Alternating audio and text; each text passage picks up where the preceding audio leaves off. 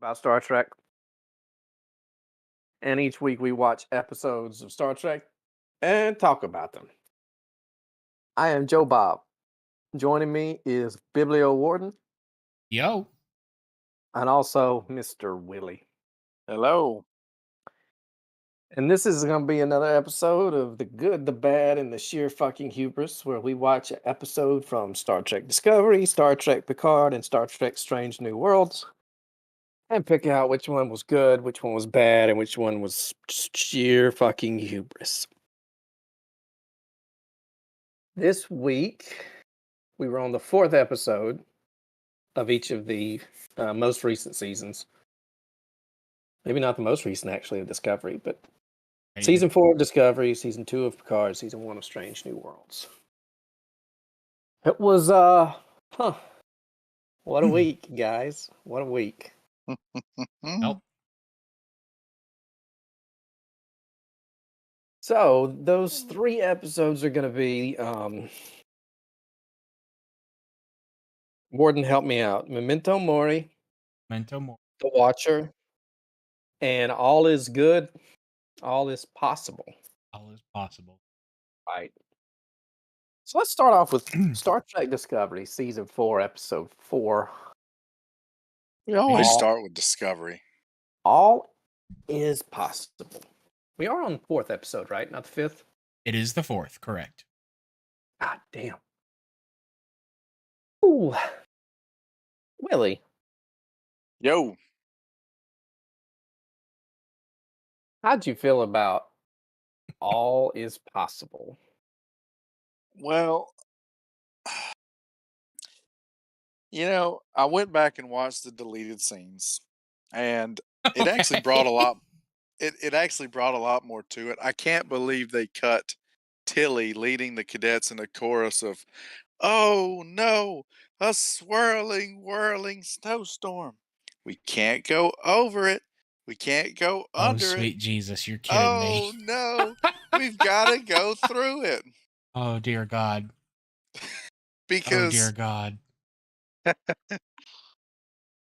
what word? Oh my. What? Yeah, I guess we should recap this episode because basically, in a nutshell, this episode was about Michael Burnham being better at being more logical than Vulcans, more creative than humans, a better citizen of Navarre than any Vulcan, a better citizen of the Federation than the goddamn president.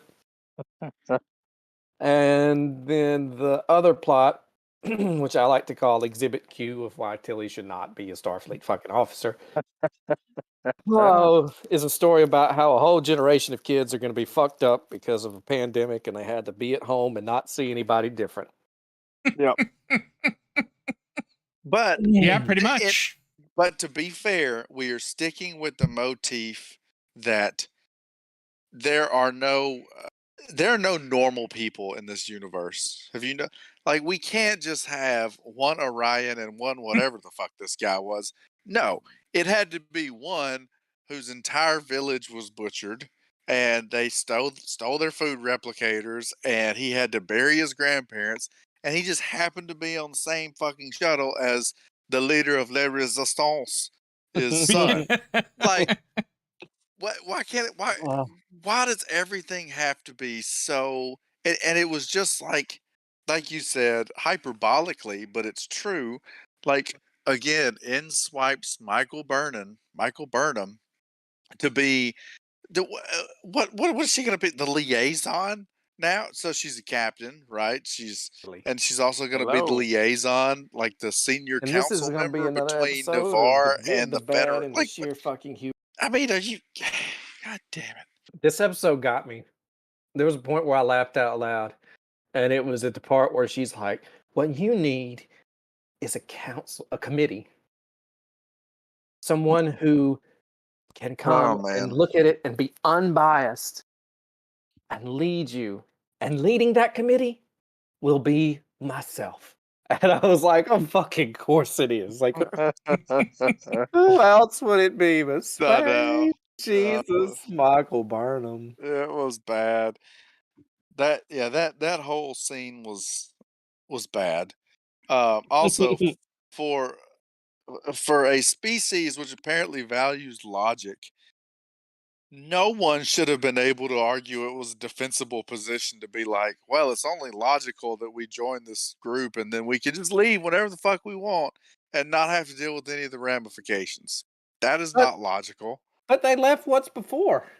Like, I don't get it. Like, the ramification if you just leave is, well, we're probably not going to let you back in. Well, I well mean, or what about this? Like, oh well, there's this recently new galaxy-threatening uh, anomaly out there that makes us a little gun shy to, I don't know, band together with the fucking galaxy. that is very weak. That is very weak reasoning, Willie. I agree. Mhm. They kept But saying that. They're like, well, we were all on board, but now things could get bad, yeah, and we really don't want allies. but I we'd mean, really this like to thing could stand on come our and own. destroy. This thing could turn and just randomly come and destroy our entire planet.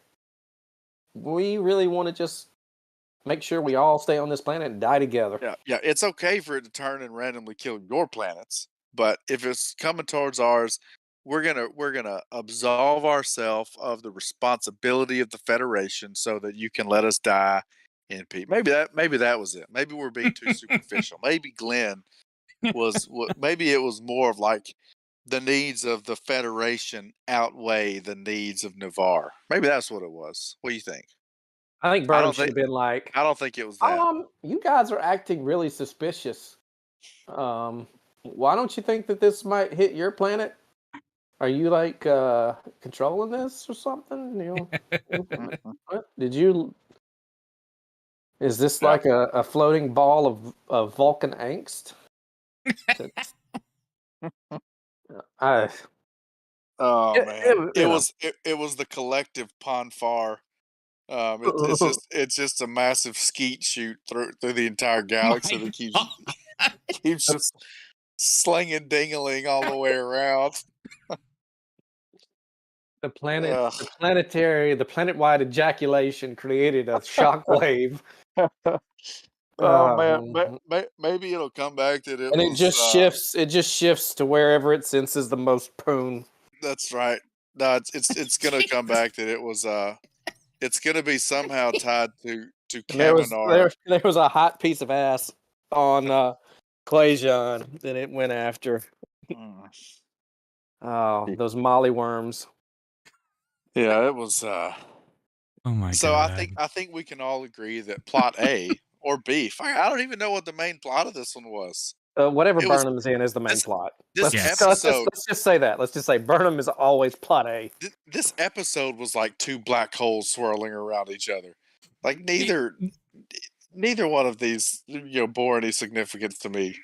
But I'm going to say that both of them were inane, but the crap with the A plot made the B plot in my mind seem like tolerable. Because I mean, I could at least get on board with in its hokey way and its very Tilly way of it getting the team coming together story as broken as it was, and it kind of eventually did hang somewhat together as soon as Tilly stopped being Tilly as much. I would have thought that you had a bigger issue with it just because you hate that they act unprofessional. And in this case, none of those cadets should have been Starfleet cadets. none. They were all terribly unprofessional. And we Yeah. made a demon ensign, like fucking. I don't know why they didn't give her a cadet rank, but I mean, Tilly is like this. The whole part of this mission was like so she could, I guess, learn how to command a group or something. Now Did we, did we maybe the forget part we made her the fucking first officer last year? maybe the part of this mission was to open up a way to get her off the ship and into Starfleet Academy so that she doesn't have to be in every episode anymore. Well, I think real world that was the reason because I think she's about to have a baby. Okay. Well, it was Dr. Kevorkian was back and he's a jolly good fellow as always. Back and wasted. Yeah. No, the thing that threw me about his return is he seemed absolutely nothing like how he was portrayed I previously. know. I know. Um, It was such a cock tease. Like, remember this guy? He was fun and interesting. Now it's just Now he's milk no. toast. Now he's just a headmaster. Yeah. But I will say one good thing about the episode is I'm digging Grey Worm's new mullet that seemingly came out of nowhere. Oh Right? dear. I don't understand the point of the character other than to be check in the box. Pretty much. Yeah. No, wait a minute. No, that's not Discovery. Discovery is not in the business of checking boxes. Every one of those characters is fleshed out with depth and a backstory and realism, right? I feel like No. you're being sarcastic, Willie. He We're is trying to being avoid that on he this is show. definitely being sarcastic. Yes. It's hard for me not to be sarcastic about an episode where not Cuba Gooding Jr. talks about Weekend at Caesar's, where they propped his dead uncle up playing cards. That story was honestly, I What? thought that was one of the best parts of the episode, What just the because of fuck? how bizarre it was. And they didn't even was have the actually- decency to bring Space Joe Diffie back to sing Prop Me Up beside the jukebox. Oh man. It Yeah, was that story, as out completely off the wall as it was at least mildly amusing. But so it was so off the wall that I looked it up, and like it's actually a thing. So it wasn't just totally pulled out of nowhere, but it was still it it definitely I rewound it. I was like, wait, he did what? Does So embalming really make your fingers break off? Does it make the corpse that brittle? Because I didn't think it did. I don't think it does that quick. Nope. Don't think so. I mean, unless they like dipped him in liquid nitrogen. Yeah, Oh boy. no, I mean, one thing, I mean, and we've kind of talked about or around this before. Nothing on this show is ever not researched. I mean, they pull in real world stuff and But the not- actual thing, yeah. all the time. The problem is that it's always such a surface level and I was about to ephemeral say. understanding of it. It's a Wikipedia search. Yes. It's not research, it's Wikipedia. And I'm still confused. Like, is Dr. Colbert a psychologist or psychiatrist in addition to being a doc? Like, he's totally just like transitioned into being a shrink, and he's not a Right. doctor anymore. At least they brought Stamets kind of somewhat back to. They're like, oh wait a minute, this guy was a scientist, not an engineer. So at least they've kind of pulled him back. But now we've got not Cuba Gooding Jr. out there being Well, a head shrink. I'm just so confused. I don't understand it. It's a soap opera, man. Just don't. They actually did address that earlier on. I am going to give them this. They at least on the side addressed it as basically him wanting to, explore something else in medicine, so forth. Knew him, that whole thing. You know who else was a shrink? Was Admiral Doctor. I miss her. Well, but she didn't understand that she could have, hopped underneath the door. So, So yeah, she's gone. She's not around. She was actually, looking back on it, that was. I mean, they took time to develop her character at least a little bit, so naturally they had to kill her. Yeah, well, Lorca took some time to develop her too a little bit. Well, I mean, yeah, they developed it in every position imaginable. Oh man.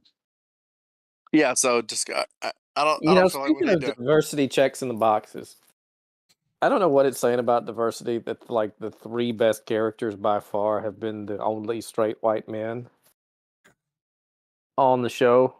Like, Lorca, Space Joe Diffie, and who's the other one? oh, I was gonna say Lorca, Pike, and Vance. The only like regulars. Well, Vance isn't white, so you got to take him off. Oh, right? that's right. That's right. Okay, straight. Okay, yep, You're whitewashing. that's true. I am. Okay, Lorca and Pike, top two. That's right. Yeah. Well, Top Discovery. two of the top three. I think Jet Reno's. I still like her, but Yeah, what happened to her? She's still here, isn't she? Hmm. Yeah, I don't know what happened to her. That was stupid. That they didn't. I mean, they were actually developing interesting with her, and then she just kind of. I do appreciate that we've gone away from showing Discovery go all nimbly bimbly to get anywhere, though. Like I'm Yeah. glad we've struck that from the record. Yeah. Because I was watching Strange New Worlds, and I was like, I'm so glad this saucer section doesn't spin before they go to warp. Yeah. I don't know I how mean, they held back that it is wide, but kind of implied. I would assume that that's how they're getting around. They just don't think it's interesting to Black show it alert. anymore. Black alert. oh, You don't see the water droplets. side note on this one, I'm jumping episodes here because I don't want to forget it. I thought that the warp nacelles were for warp, not Uh-huh. impulse power. They screwed that up. Okay, I just know where making you're sure. talking about it, but yes, they I, screwed that up. I didn't want to let that one slide because I feel like that one is a pretty egregious affront to Star Trek. Yeah, that But whole the episode. We'll get to it, but there's a couple things in okay, that episode that are just a little. Nope, sorry. yeah, no, Oh they my they god. got they laid a little brown dwarf on that one.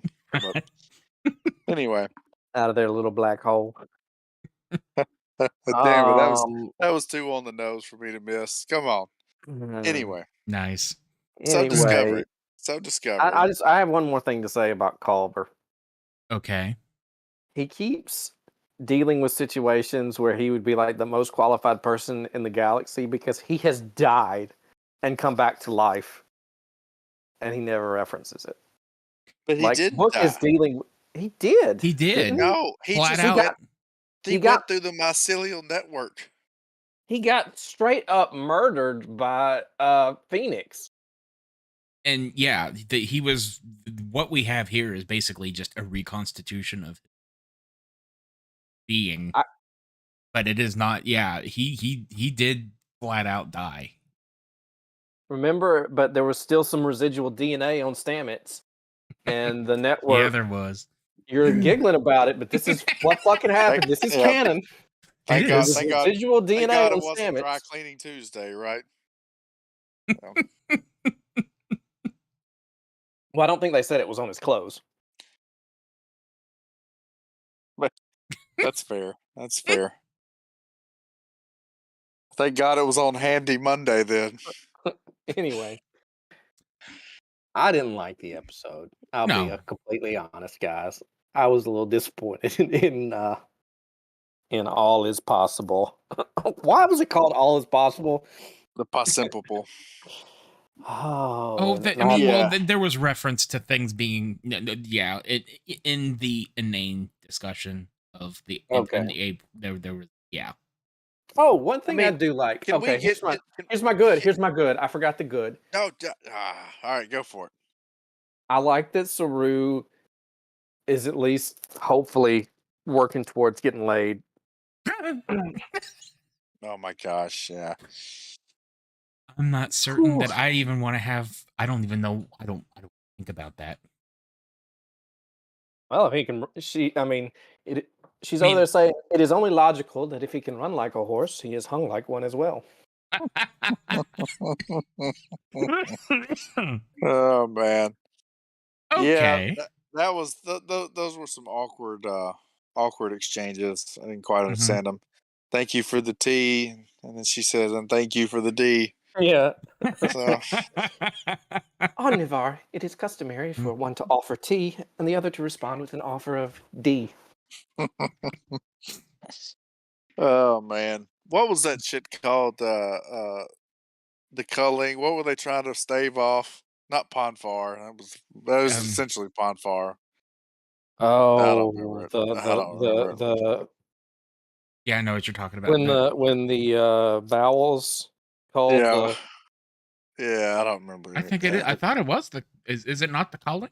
Well, it was called the no, he's culling, talking but about the there was a metamorphosis when yeah, they the grow Oh the yeah, process. stret boners become the missile launchers. right. Yes. Yeah, well, Yeah. it Okay. is not important, but Yeah, I didn't like this episode either. Again, I don't know why Michael Burnham is the most qualified to do everything. I mean, thank God she's good looking, right? Hmm. Because she would be pretty intolerable otherwise. I'm sure as a person she's lovely, but her character is not so much. Um, Well, I I think one still of you, what was she on before that you guys actually liked her character in that or something? I don't remember. Walking Dead. Yeah, Yeah. she was on Walking Dead. Um, She and graduated with you, Willie. yeah, no, I remember hearing that. So, Yeah, she was 3 years sh- behind me. she's from North Alabama, right? Pretty sure she's from North Alabama. But anyway, uh let's see, shit, what was I fixing to say? Damn it, I forgot. So okay, yeah. You should So have so asked her out. she's got to be the best of the best always, right? Always. And Last Dance with Admiral Vance got a belly worm that he has to incubate and let it burst out of his chest. Be because we still can't beam things out of people. Well, Well, I How thought have the we whole not thing figured that out? I but mean, we it was learned all that that was all that just a was oh, ruse. it was it all was just a just a big facade. facade. Yep. That's oh damn. Yeah, it was all just a big Facade. facade. And uh Who's the yeah, idiot now? yeah, because they just had to get her on there. They couldn't have just asked her, right? Because then I still didn't quite understand that logic either. Where they No, no, I didn't either. and then And they're like, your job is to stand there and not say a goddamn thing. Well, let me go ahead and break wink, that wink, in the first. wink, wink. Oh Well, man, but she knew that Burnham couldn't keep her fucking mouth shut. That yeah, was the that's whole true. reason she picked her. That's true. Which is what It's they just said like, pretty much. Actually, yeah, yes. That is precisely yes. yeah. No, I mean, yes. This is spelled out in the show. I So also love so again maybe humor me here. Why is it better to capitulate to a moderator's proposed compromise than to just directly compromise things yourself? it's because it's purely emotionally based Well, and not does logical it? based.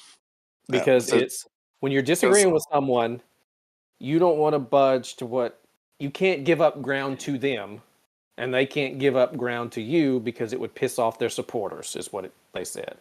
But if a mediator comes in and you agree to the mediator's compromise, that's not giving up ground somehow. it's giving it up, but you're giving it up to the neutral zone, right? Instead of the person. I mean, they Yeah. essentially said it's all about people's emotions, and we have one group that's supposedly not about what just. So, all right, just real quick, I do But does have. anyone? I think we've gone over the bad. I gave my good. Does anybody want to add? Warden, did you have a good? Willie, a good? No, I mean, no, not worth mentioning. Uh, I'll give a good. I appreciated how the goddamn I can't do it. I'm always gonna do it. I'm always gonna be sarcastic, so I'm just gonna go. I appreciated how all the techno psycho science babble about the organisms on the planet distracted me from how bad the episode was because I didn't really understand how two very identical and two very specific beings were created out of a whole lot of other little things coming together. Like, shouldn't it have been like some Frankenstein little fucking thing? It was like the Power Rangers. They all came together to make Well, one shouldn't it larger have been a organism. blob and not like okay, these little claw-shaped organisms form super claw, and these little. Exactly. I remember Look, listening to that and I was like, I don't follow what they just said, so I'm just kind of gonna kick back and just say what the fuck ever. They also had tentacles when they were attacking the ship, but then they looked like the bugs from Starship Troopers later. look. Tilly is less qualified to command a group of cadets than Kevin fucking Bacon is because Kevin Bacon had a better plan for dealing with the goddamn Tremors than Tilly did.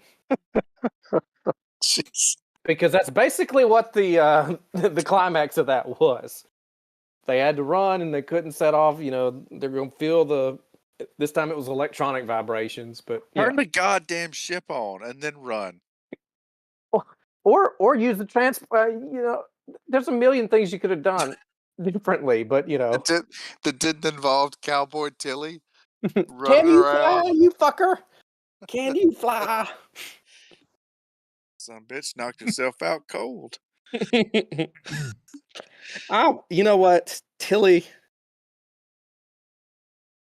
If I'm gonna see a redhead shooting at fucking beasts popping up out of the ground, I want it to be goddamn Reba McEntire with an elephant gun, not Tilly with a phaser. Tilly. Anyway, good show. Good show. It was a good show. Fantastic. It was a standard quality disco episode. Advance the season plot, none at all. Yeah. Well, I think I can agree the hubris is always Burnham, right? And how we're just supposed to just never question the fact that she is the end all be all of all things Starfleet. In whatever era she's in. That's right. The bad for me was the entire side plot cadet team building thing, and I didn't understand any of that. And then maybe the good. I'm struggling to pull out a good You don't on have this to. one. I Yeah. kind of thought Colbert, as much fun as we made in Not Cuba Gooding being somewhat terrible at his job and not and why he doesn't bring up that he's died. I did kind of like the tough love thing where he's got Book building sandcastles and Book's like, but this isn't how it was on Quajon. And he's like, well, buddy, you better get over that because Quajon is fucking gone. So if you want anything like it, it's going to be this. You need to fucking deal with that. Book was like, I finally get it now. Like, yeah, good job. Good job, not Cuba Gooding. I thought it was another thing that made me laugh was how we just, made it. We like completely undid what we did last episode, where I think it may have been in the opening monologue where Burnham was like, the mind meld helped for an episode, but now it's back to normal. Like, well, then why did we fucking do it? Yeah, that's Why true. did we fucking do it? Oh, me. Okay. Sheer, Star Trek Discovery Season 4, Episode 4. All is possible.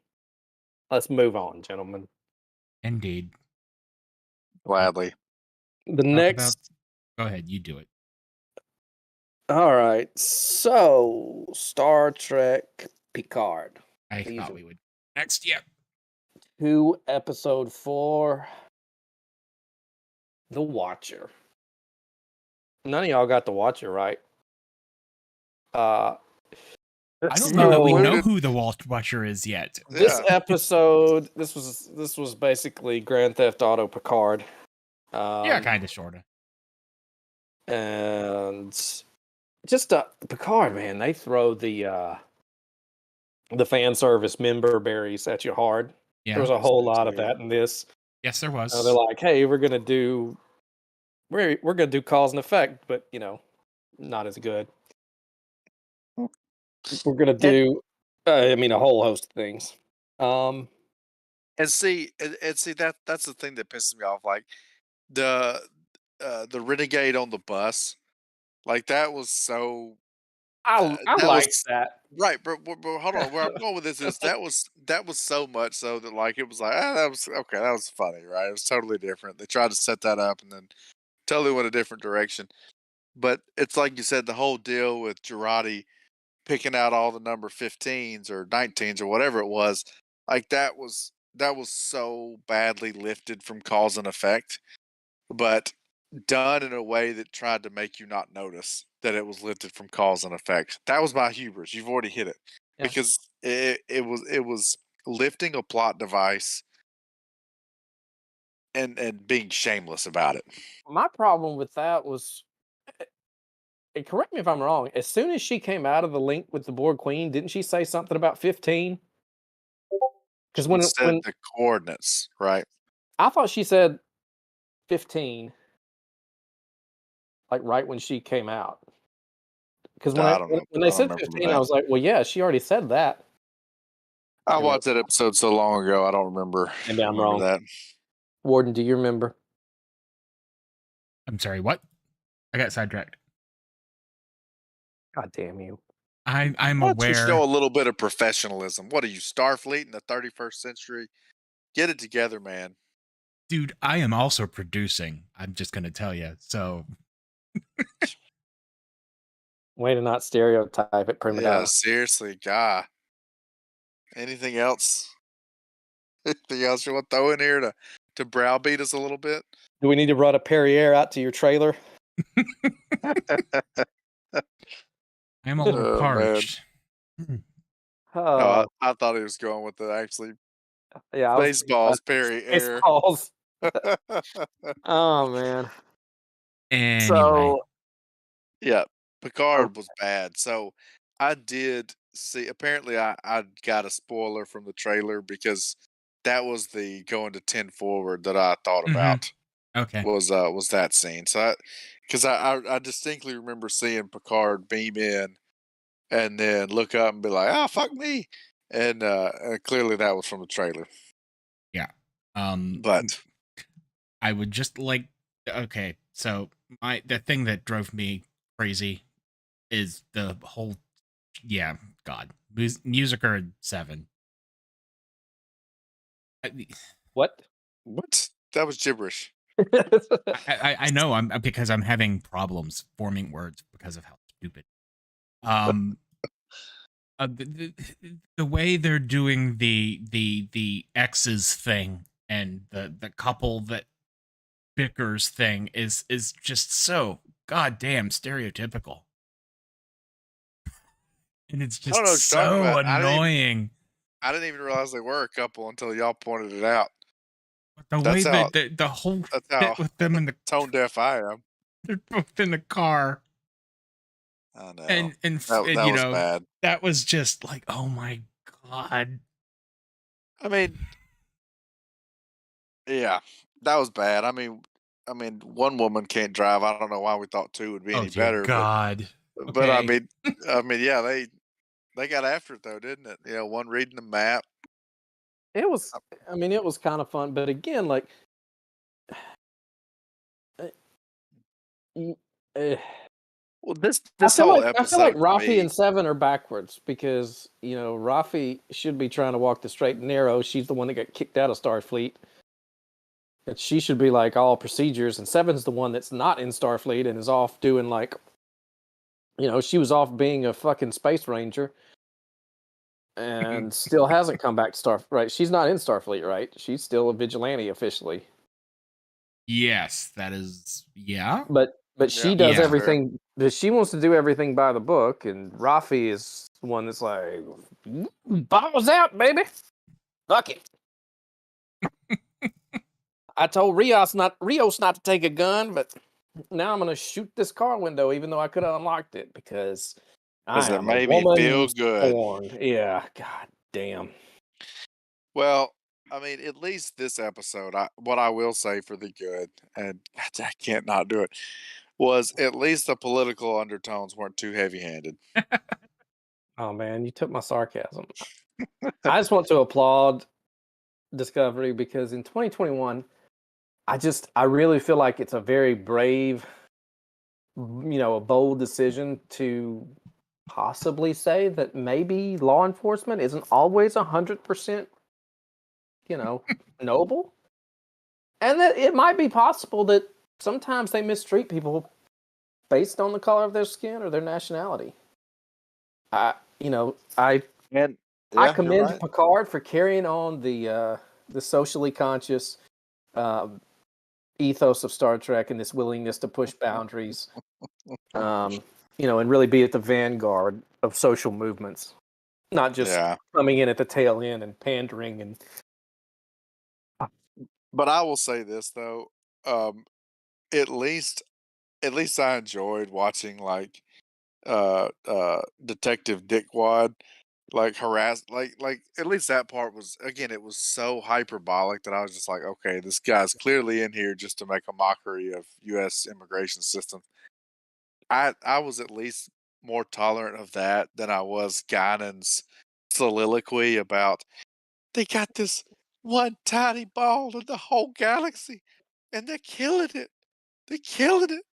I just can't watch it anymore. I'm like, oh, good God. And I mean, it went on.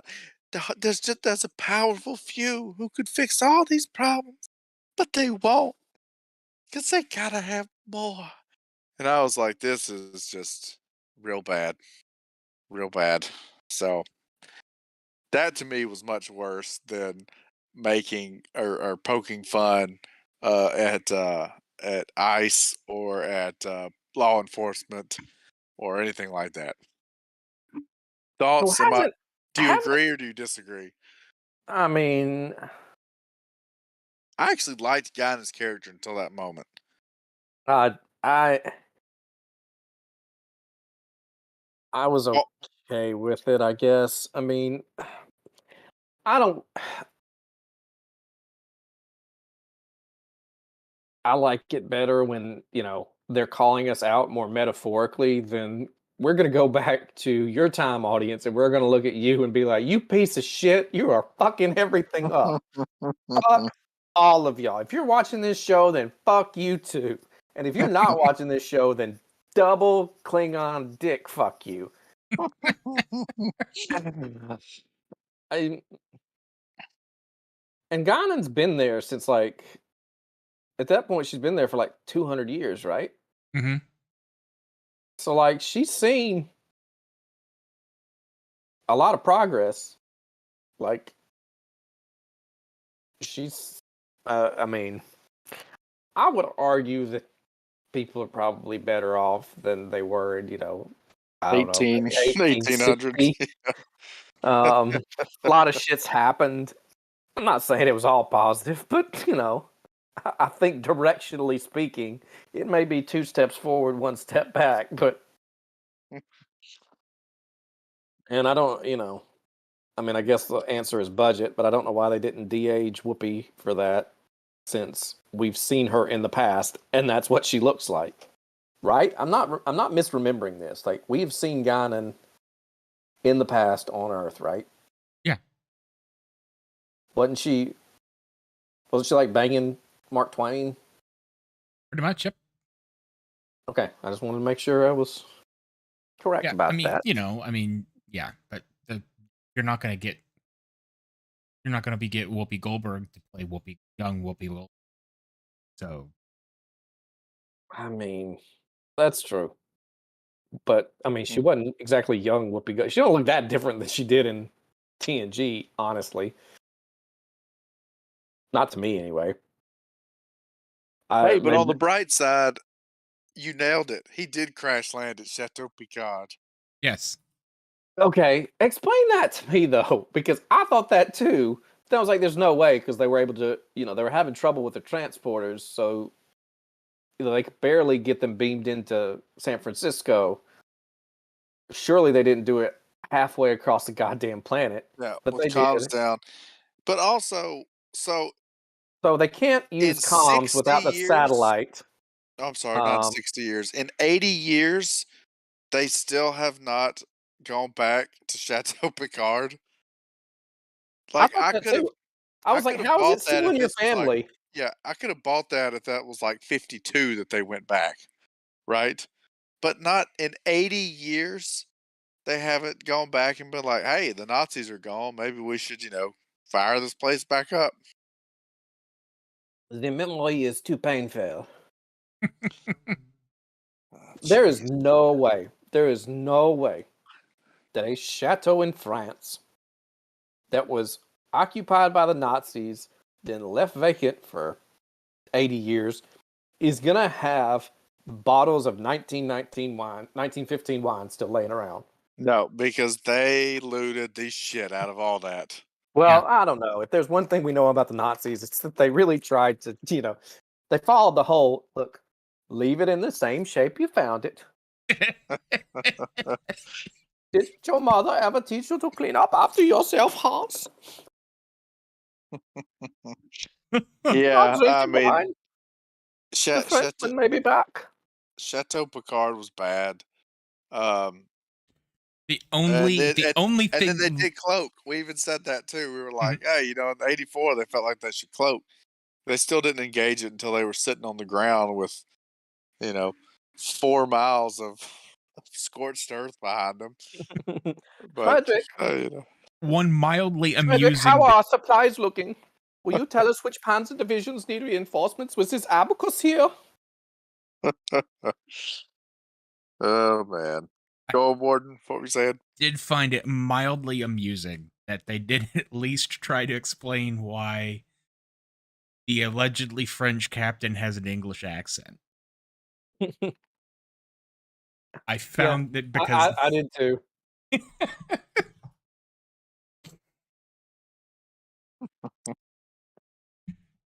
so yeah, Yeah, well. there is that. But yeah, it was Oh, I wanted to say something about that because there are two kinds of sort of being self-referential and admitting that something's silly. One of them doesn't bother me. When you got source material you're working with, and maybe it's a little bit silly, like Picard having a French accent. And they're like, yeah, we know. Here's why. You know, okay, I can deal with that. But like when you're making fun of something, it's okay in some circumstances. And I'll get around to the example I'm going for, but like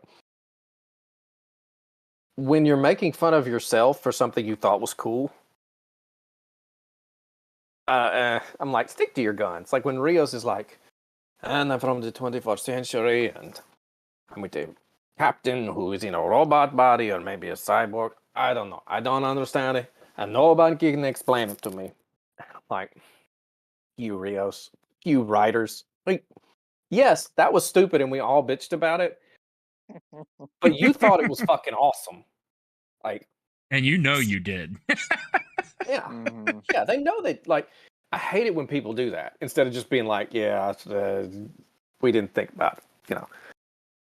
Like it's okay when it's something that you didn't do and you didn't think was cool. Like you remember in Avengers, Age of Ultron, where Hawkeye's trying to get Wanda to come out. He's like, "Look, we're in a flying city fighting robots. I have a bow and arrow. None of this makes any goddamn sense. Now get your ass out there."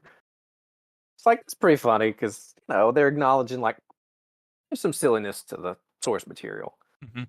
But when you do something and you think it's cool, and then you're like, "Oh no, this is a joke," it reminds me of, you guys know the goddamn Batman meme or the story behind that? I know you don't read comics as much, but No, I don't think I'm sure. I do. it was one of those situations where somebody wrote something. I think it's Brian Bendis, thinking it was such a fucking cool line. Like the first time he picks up Robin, or not Robin, Dick Grayson, and he's like, "Who the hell are you?" And they're in the Batmobile. He's like, "Are you?" I think the line is, "Are you dense? Are you retarded? I'm the goddamn Batman." And you can just tell, like the way it's drawn, the way it's written, that he thought that was a fucking mic drop moment, and everybody was like, "What the fuck? That is so stupid." And so he started writing it in, like throwing it into like every little, not every comic, but somebody would say, "Look, it's the goddamn Batman," and he's like, "Oh, it was a joke," and of course I thought I meant it as a joke, totally. Shut the fuck up! No, you didn't. That kind of shit annoys me. Like, I went off on a real tangent there. I apologize. It's okay, but that was a tangent. That's It okay. was, Yeah, yeah. we'll bring it back. We'll bring it back. Don't worry. We always find our way home. We're like a That's retarded dog. that's right. Uh, yeah, Oh Picard was dear. Picard was pretty eye rolling. So Obviously, wait, so we you say we don't know who the Watcher is, but I thought did it not it end up was being Laris? Laris. Yeah. Yeah. So we found Guinan, I mean, and it she doesn't took her. make any fucking sense, right? Makes no goddamn sense.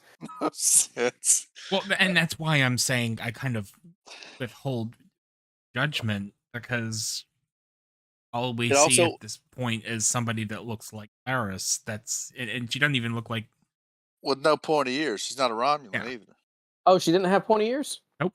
I didn't No, catch that. she's a human. Um, I have a question. Is Picard's mama a watcher? Uh, Are we gonna is that gonna end up being a thing? Do you uh, think? I don't know. I don't think so. yeah, Matt. I don't think so. There's gotta be I mean, we're gonna get more information on his mama. Yeah, probably. She gonna be the board queen or a watcher or somebody. God, I hope she's the Borg queen. I do too. And then like that's gonna make the whole Locutus thing really creepy. Yeah, wasn't the Borg queen a lot less emotional up until like Picard season 2 also? I mean, I know that she was a little more like conversational than the Borg, right? But I I don't don't know. remember her having like the rage issues that she has now apparently. I mean, she gave Data skin just so she could fuck him. And I'm trying to remember. She definitely has some emotions in Voyager. Yes, I was gonna say she's definitely yes. Voyager is she's a great deal more of a character. Okay. She's a character, all right. But yeah, no, I mean, see, that's just I think one of her things is that a lot of the emotions she expresses are extreme. That the fact that she's a raged demon, this actually is very consistent. They are really trying to revive Girardi's character. Like they're really trying to make her out to be something special and not, a fucking insane murderer. I just Was it at I'm all having none of it. what I don't what think did she's you that special. what did you think about we need to get a fire going? And they're in the middle of a goddamn forest, but they hike all the way back to Chateau Picard to build one in the fireplace. I mean, Only you can prevent fire. Ugh, Smokey's at Urso. why is Uh, the why is the chateau surrounded by trees and not vineyard? It yeah. seems to not grow on fucking trees. When the Nazis came, we switched to juniper berries. Began making gin. This one You're getting also didn't advance. your Peaky Blinders is starting to sidle over into Star Trek. Yeah, Picard was weird. I guess was so Guinan gave her dog away, but her dog identified Picard as a good dude, so she wasn't she wasn't very hateful. Um, Picard made her sick That because he I wanted to bring said that up. something to her that Guinan says back to him later. I want to know how specific is that condition. Like, can it be anything that they've said in the future? Because that could be really, Yeah. That could be a debilitating. Somebody continuous says nausea. like, somebody Hello, says like, talk I'm gonna go easy, take a like shit. this. Oh, I took a shit in 2400, and I said that. Oh, I really do have to take a shit. Oh no, I've done it to myself now. Yeah, Oh man. I mean, it was. Also, hold on. Did they explain why when he told her, "My name is Jean-Luc Picard," all of a sudden it snapped into place like, "Oh god damn it, get in the car." I I didn't think part of follow her that. watcher duty was Picard. They gave her the name Picard, right? But she's not a watcher. I mean, I don't know. She's She's just an Elorian living on Earth. but Even she even explicitly said, "I'm not your watcher." but she works for the Watcher, right? No, apparently her and the watcher do not get along. Who watches the Watcher? The Overwatcher. You think it's the same Watchers from Highlander that like chronicled all the immortals and watched them fight and kept it secret? keep it Oh safe. my god. If Duncan MacLeod shows up, then I take back everything bad I've ever said about Picard.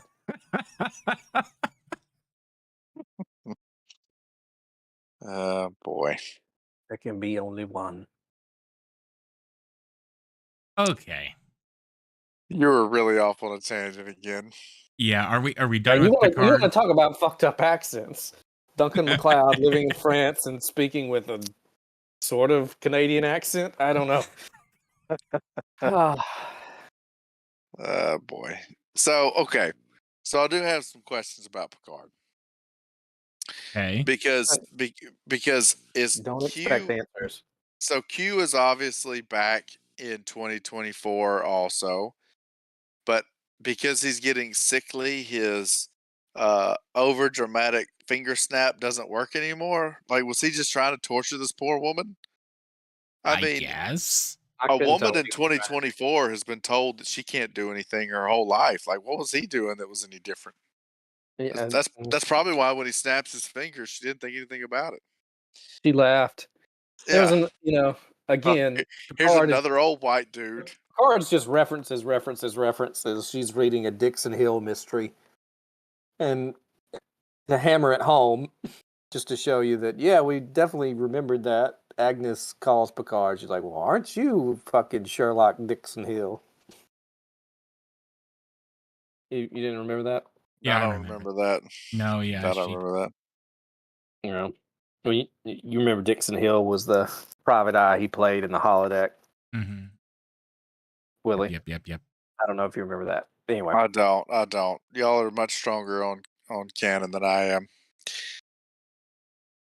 But okay, yeah, so you don't think Laris Person is the Watcher? I think You still betting on Wesley then? doesn't make any sense. Why? Okay, so let's say that that Laris is not the Watcher, but the Watcher appeared to him as someone he would be familiar with. Why did she not look like Laris as a Romulan? Don't ask me. I'm confused by this. So if it is just somebody, does that also mean that I don't know? We're back to Discovery not making any sense again. Like, I mean, if she is the Watcher and she's just altered herself to look like a I think she's the Watcher. I think we're going to find out that she altered herself to look like a Romulan, went to Romulus, and married a got guy. plugged for a while. Yep, joined the whatever Tal Tal Shiar. Shiar, yeah. Made the star go supernova to destroy Romulus, so she could move to Picard and work on his vineyard, so that she could watcher him. It's all machinations, all behind the scenes. It was all Lars. Does it ever make you? Is it hard for you to remember that this is the same show that they went all private detective and shown like a camcorder in reverse to her apartment to figure out that she got attacked?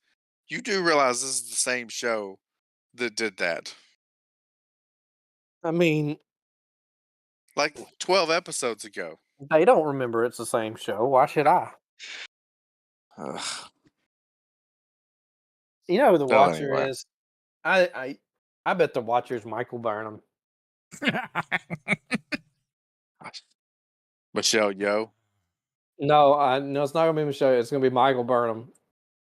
She'll Maybe show up it's in the an angel same. suit. We're gonna find out that in between going back and doing the red lights, she did all this other time traveling stuff and kept an eye on Picard. What was you Star Trek nerds? You know, I need y'all on this one. So when the Watcher took him away at the end, it kind of reminded me of that episode with like the Iconian Gateway thing. What was the history of that from TNG? And is it possible that that is what that was? The Iconian Gateway Yeah, was that in TNG or was that I don't think it TOS and was. Discovery? That was, yeah, I think that's just the other two. I don't think it comes in. I'm gonna be honest, I don't remember any fucking Gateway. I Apparently, I thought didn't. there was. I didn't. I guess I was getting tired because I didn't notice her non-Vulcan ears, and I didn't see any gateway. I thought there was, yeah, like right at the end, she puts her hand on his shoulder, and then like a square portal opens up at platform 9 3/4, and then they're gone, right? And it looked to me a lot like what I remembered in that one, where there was like this door, right, and it was like shoo, shoo, shoo, and every time a picture changed, it show you a different endpoint on the gateway, and they're like, we I have to wait and jump through right at the right moment. and I think you're thinking. that was purely that was TOS only. I I don't know. Well, swear I and remember this. Discovery. Yeah. I That could one. be wrong. I mean, but because I'm not. Wow. Anyway. Anyway. So where's this season going? Well, and that's why I need to ask this question. Like, did he just go off planet, or was that like a vet? Like, is the Watcher bound to Earth? Like, this doesn't make any sense. Did she go back to Watcher headquarters with him? No. I didn't even remember she took him. I thought he saw it was Laris and the episode ended. And then I went to sleep. That's what I remember. Well, I mean, there was like only 1 second left from the episode. You apparently lost interest there. I was like, After- I'm done. After 59 minutes and 59 seconds, you were done. Yeah, because I had watched this and Discovery back to back, so I was definitely done. So, are they going to have to rescue Q as well? Because is he going to just be like a pedestrian at this point? Because his finger snap doesn't work, and they're just going to have to take him, and he's just going to be like this treasure trove of sarcasm for the rest of the season. Because if there's one role John Delancey is cut out for, it's just to be a wise ass. Just for the sake of being a wise ass. They're gonna have which I to can respect. Find him the Q Viagra so that his snappy has more slappy in it. Yeah. Oh yeah. I don't know. No, I don't know either. I think that the last half of this season is going to be wild. I think it's kind of slow. First half hasn't been. It has, I admit, but I think it's going to be I think it's going to go just full stupid the last 6 episodes or so. And I'm on board for it. So, let's do it. Let's go. Okay, yeah. I'm way more excited about the second half of Picard than the stretch run of Disco. If anybody had a question about that. Yeah. Picard's jumping around so much, I forget like a lot from episode to episode. So when he's like, "Hey, would these Confederation ships have some modification?" I'm like, "What the fuck is a Confederation?" I was like, "Oh yeah, that's right." Oh yeah, we were space Nazis. Way to call it back. And also, it's cool that you apparently know all this, even though you were apparently a stranger to strange land during that episode, but you clearly know the inner workings of their ships pretty well. Well, I guess they wrote the last episode, and then before they wrote the next one, they're like, "Oh shit! Wouldn't somebody have noticed the ship crashing in France in the year 2024?" 24. Well, the Confederates had cloaking technology. Just write that in there.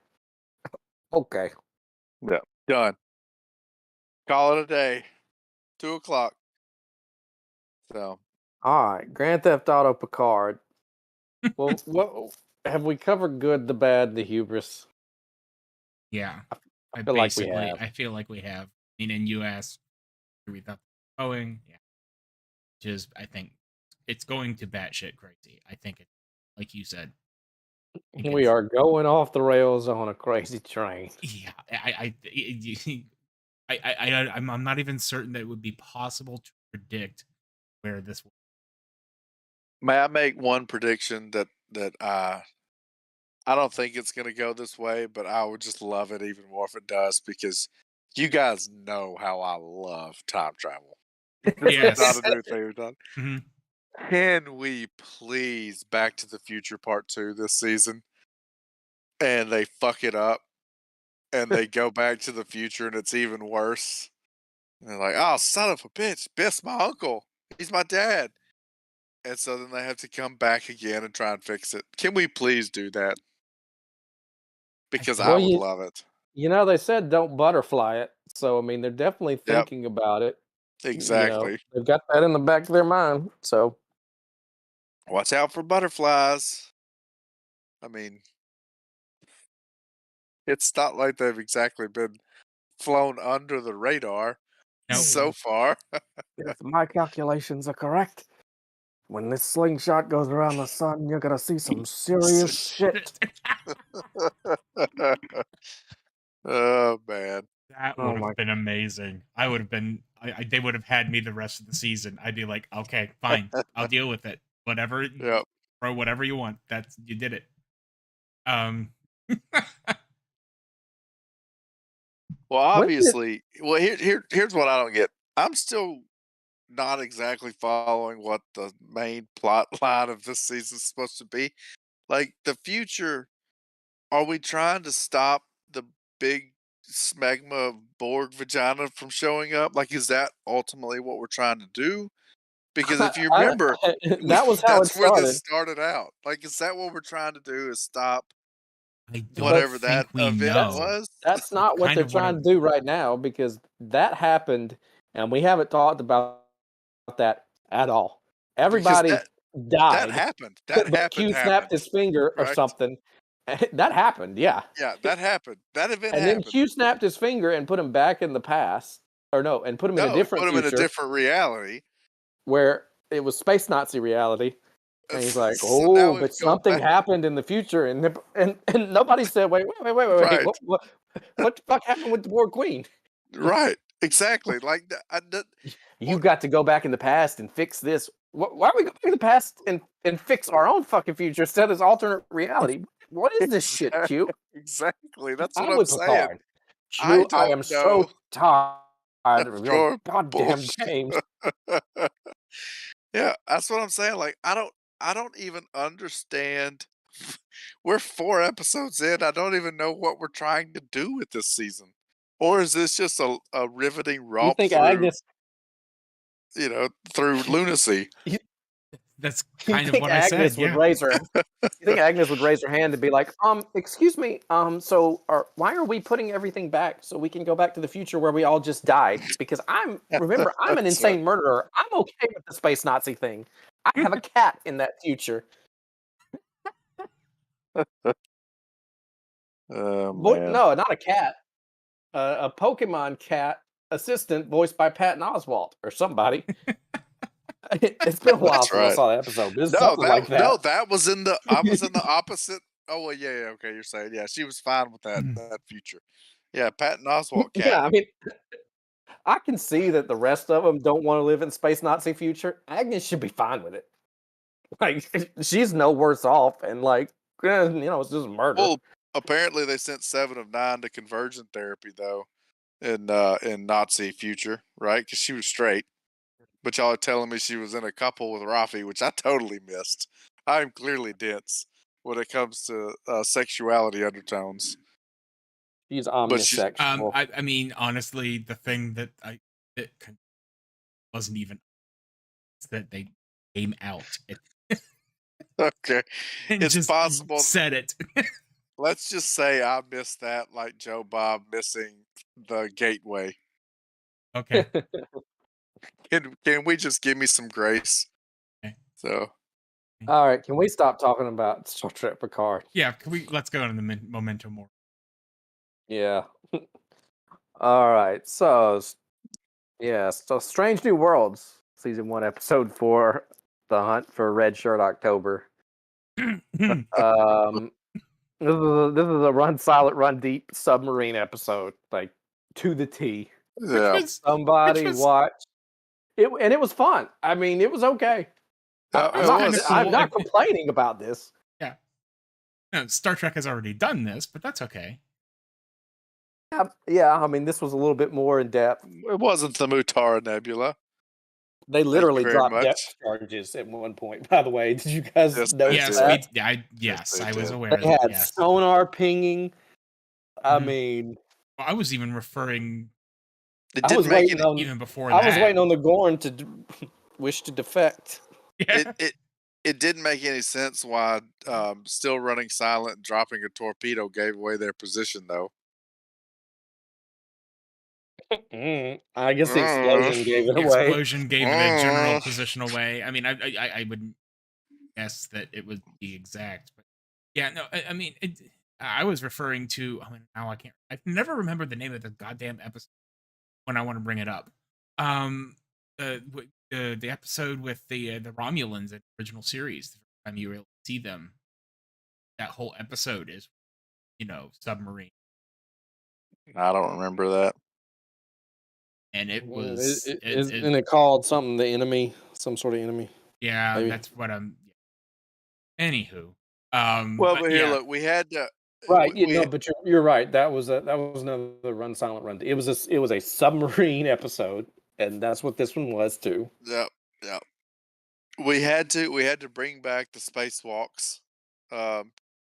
So we couldn't beam the people because it was some kind of radioactive ship, even though all these ships are fucking radioactive. Right? Yeah, it's all in radioactive material. I mean, how are these So people even we cover alive?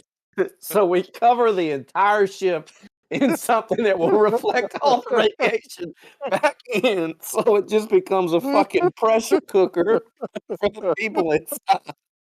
Oh man. I- Yep. oh my god! Even though we run like fucking nuclear reactors on every ship, but Yep. well, the Uh, the science on this one was sketchier than usual. I mean, it's always a little like, wait, what? That's yeah. but So we the- can't. We. Sorry. Go ahead. I was just gonna say, and we haven't gotten to this part of the episode yet, but the fact that celestial mechanics don't work that way. Okay, I said it. All right. The whole shit, the whole shit with the black hole and yeah. So we're no, I was like, wow, that dwarf is it just really it really hoovered that bitch up really quickly. They're like, oh well, the star. I mean, it got sucked up. Yeah. We're losing our cover. I was like, really? Is that how that works? No, it is not. Okay. Not at all the way it works. If it was that close to the black hole, then why did the torpedo go towards the center of the brown dwarf and not towards the? You know what about it? Man. But hey, all right, everybody, just calm the fuck down. This was by far the best episode of the three. Granted, and I had fun with it. I mean, I still think that Lieutenant Nod or Lieutenant whatever name is soon. Fuck, I don't know. Yeah. She's still a bit over the top. Oh yeah. She's dealing with trauma. Dealing with trauma is a theme of all three. Books trauma. Whoever's the trauma. universe's trauma. Yeah. And yes, it is over the top. I will say, of the three situations of dealing with trauma, hers is the most,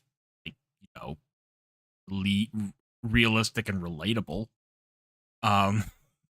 They referenced Michael Burnham.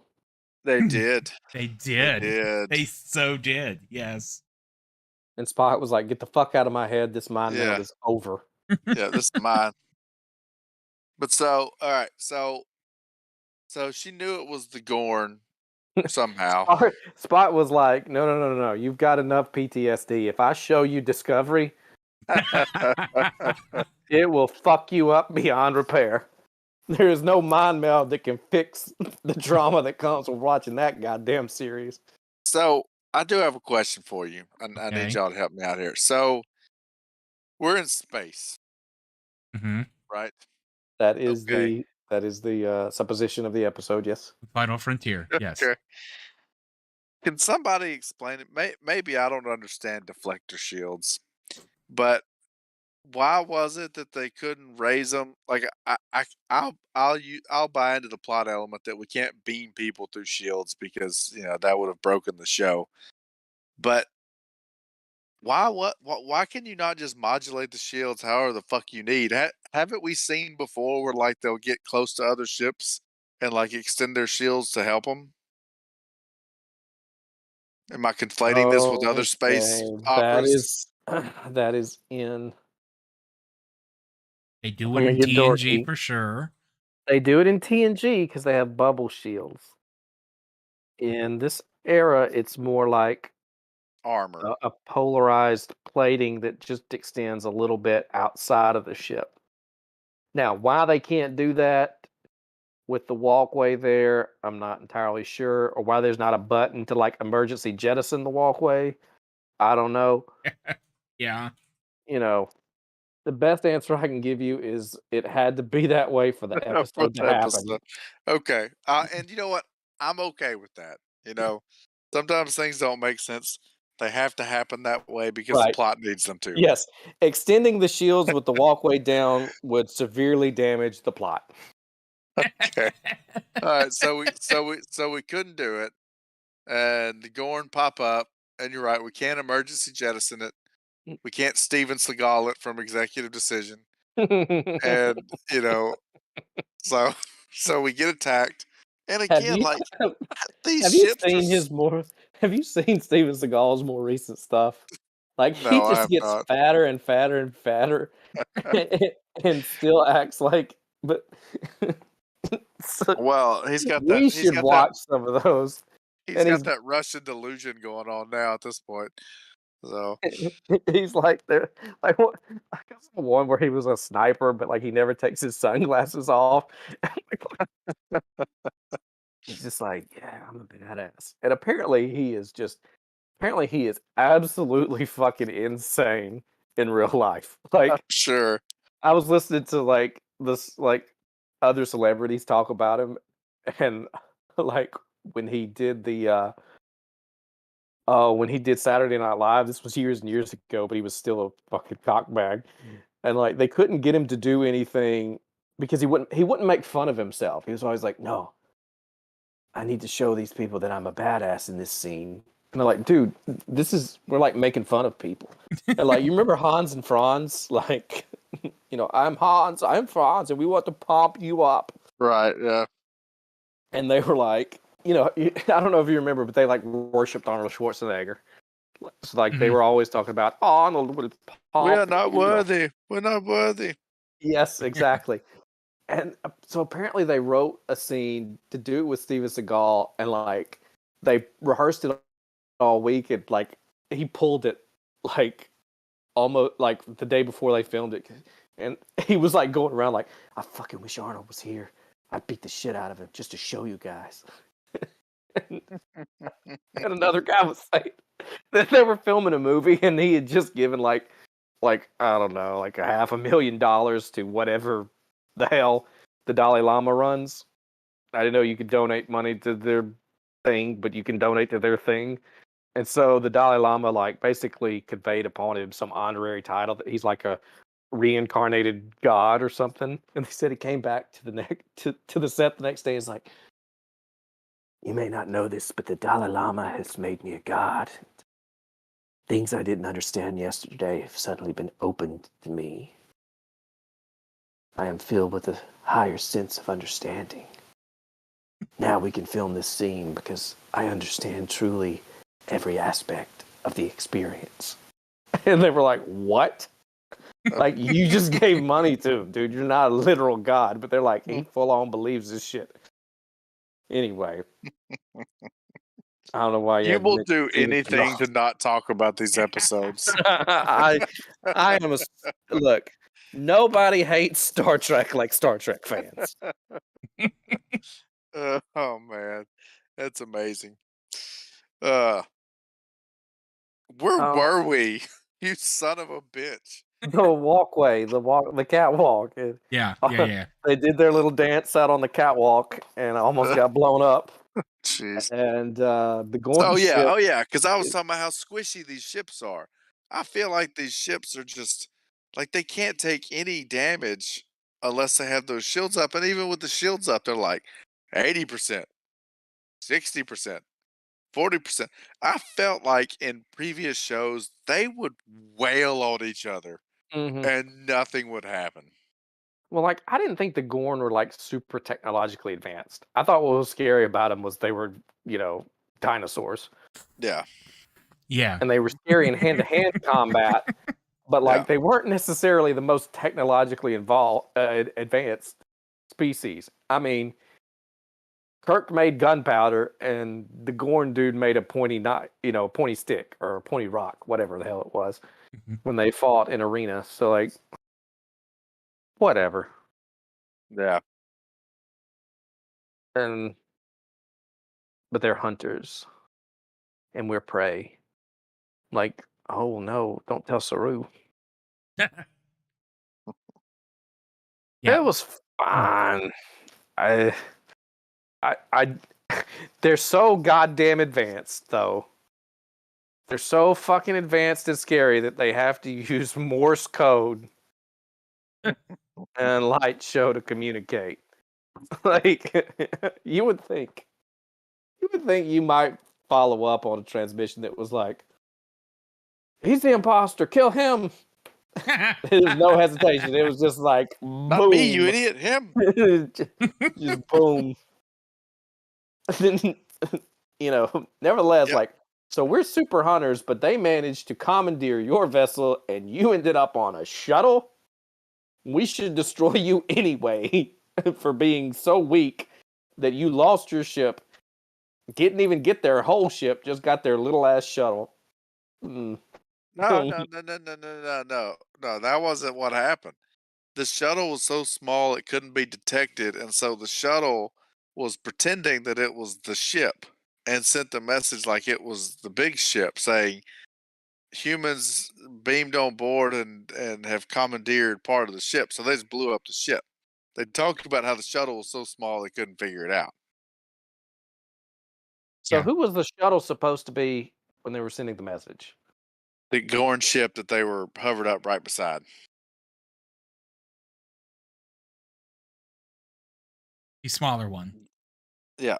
Yeah, the Oh, smaller so one. they were right beside the smaller one that got Yes. blown Yeah. up? Yep. Okay.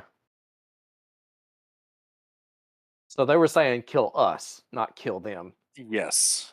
That was what it was. They were basically well, they weren't saying that. They were just saying like, "Hey, we've been boarded," and they're like, "Oh well, fuck you," and so they just blew it up because she knew that survival of the fittest only makes them stronger. It Okay, seems to me whatever. I like just knowledge of the Gorn, even if there's no one surviving these encounters, you're still gonna be at least a little aware of what's going on, right?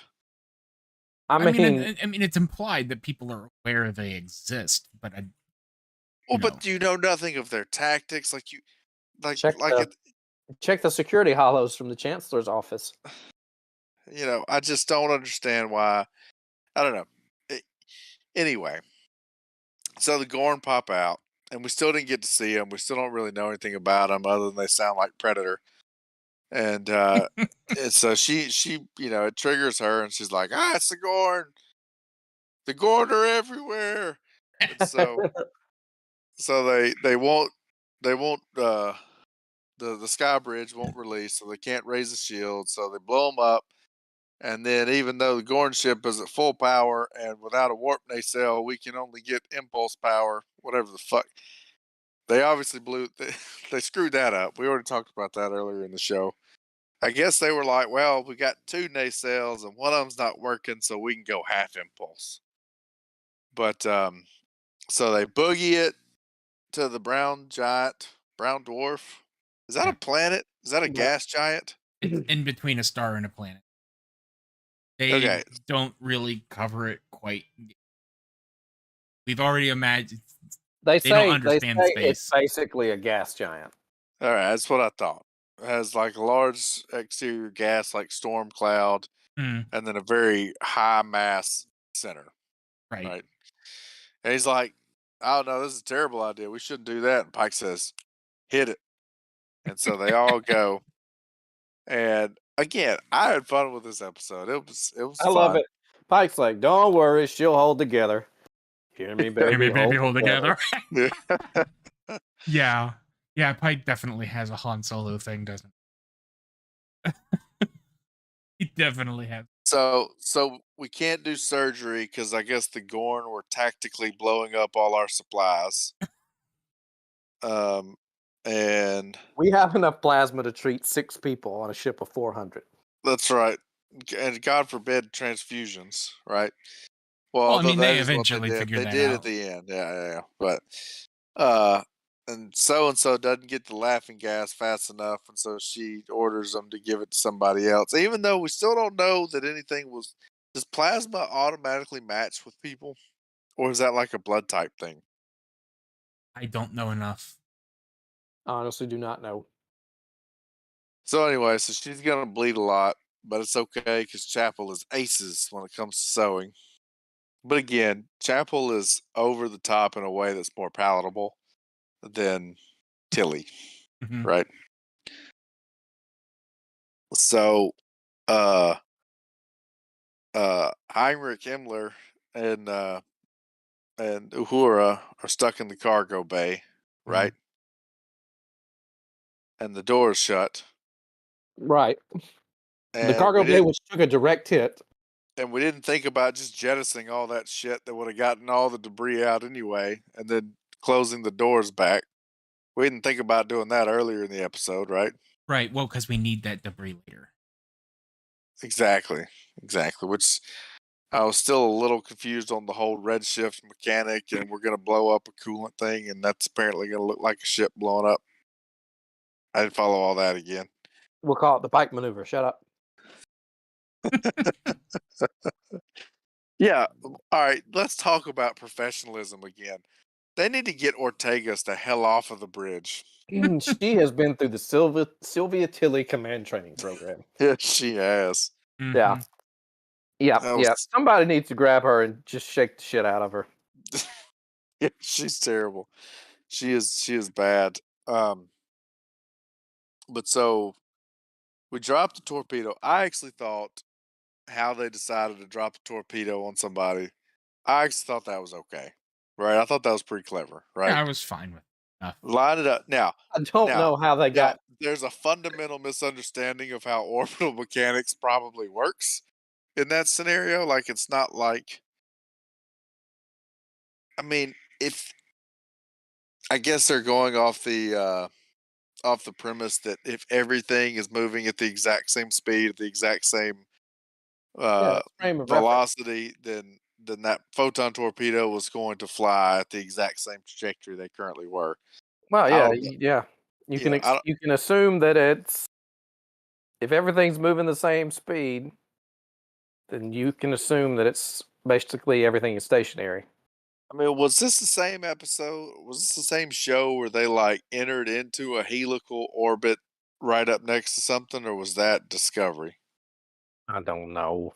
I don't. Do y'all I know what think I'm that's talking about? Discovery. I think that's Discovery. I think it was too. I think that was old red-haired, one-eyed girl, wasn't it? Detmer? Yeah. Yes, Detmer. What happened Yeah. to Detmer? She's still on. Maybe. I feel like we're We haven't losing a seen her lot in a of while. characters. Yeah, we got a lot of characters we're not hashing out very well at Discovery, but I She's mean, still it's dealing with her trauma. She named her vibrator Bot yeah, she went full. She's and going hasn't full come out manual. of her hasn't come out of her like full orders. annual. Yeah.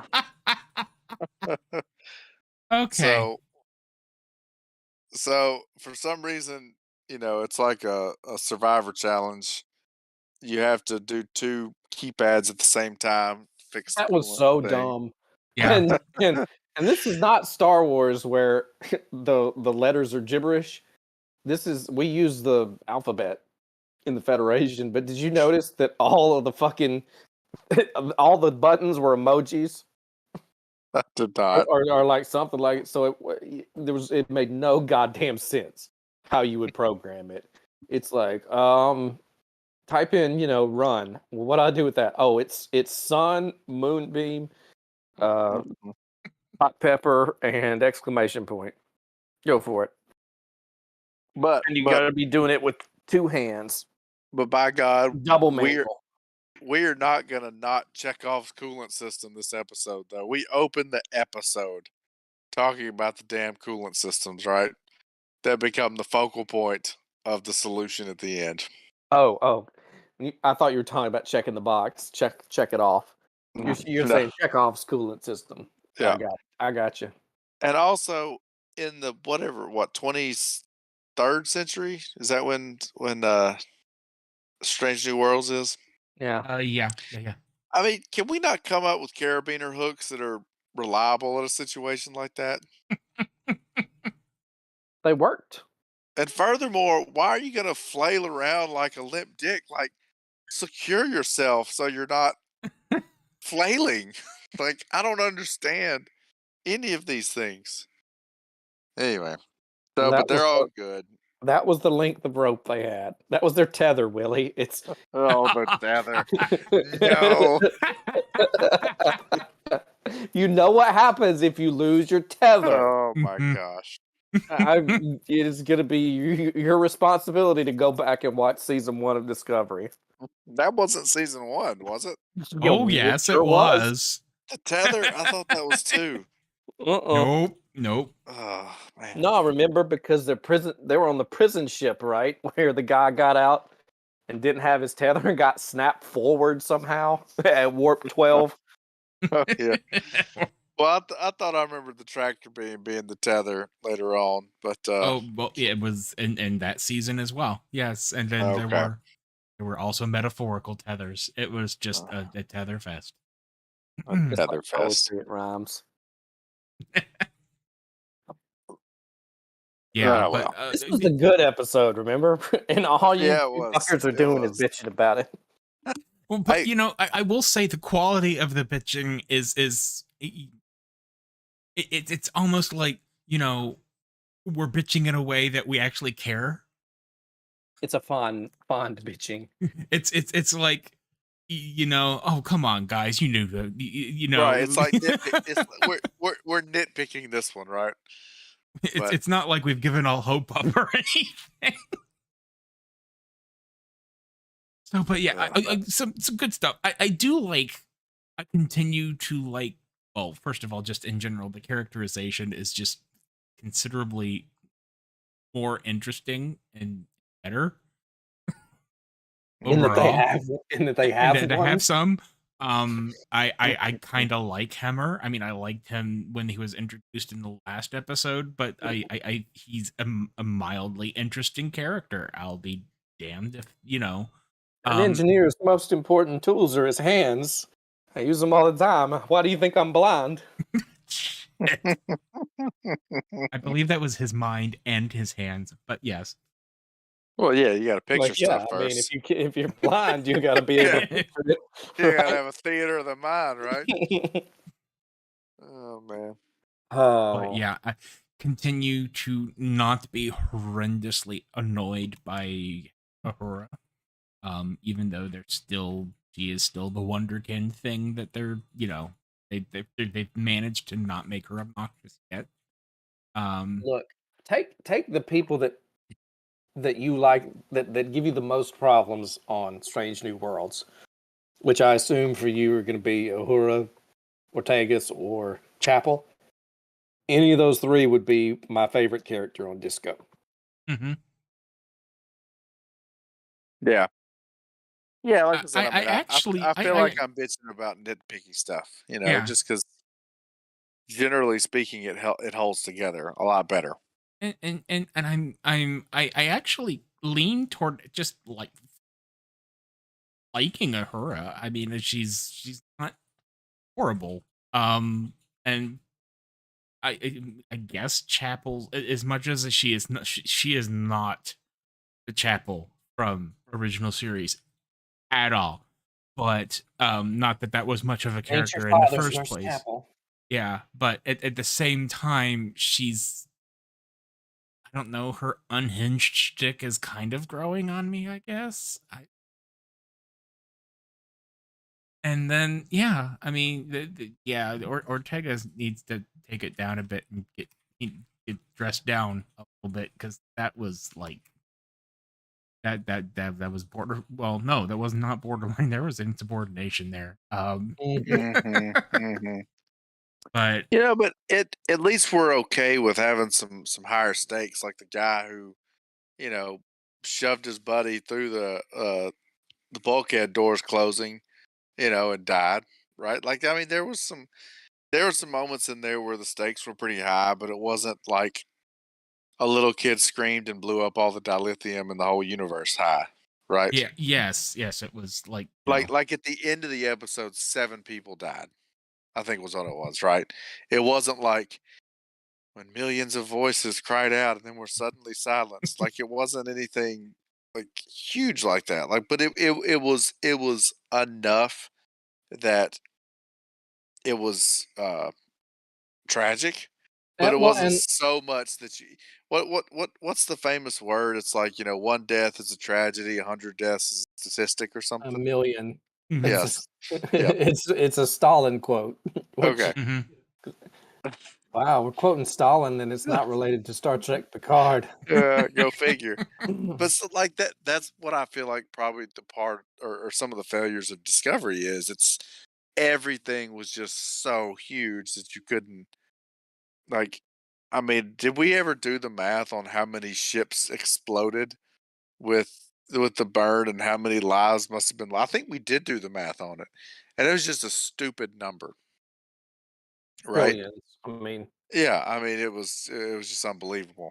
um, and yet, just the little touch of 7 caskets, you know, torpedo caskets or whatever they are, and Pike kind Mhm. of walking by them and looking at them had a lot more impact than any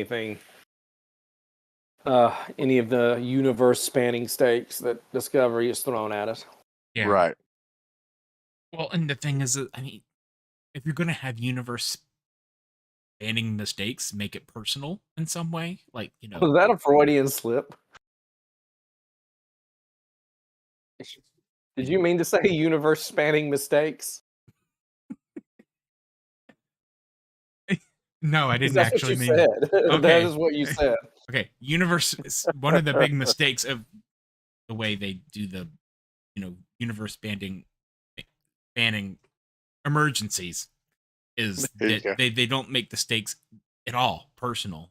I mean, it's just like, oh my god, the personal is, Burnham having an emotion down about it. I mean, not that, show it how it affects real people or anything like that, which is standard drama Right. stuff that you do.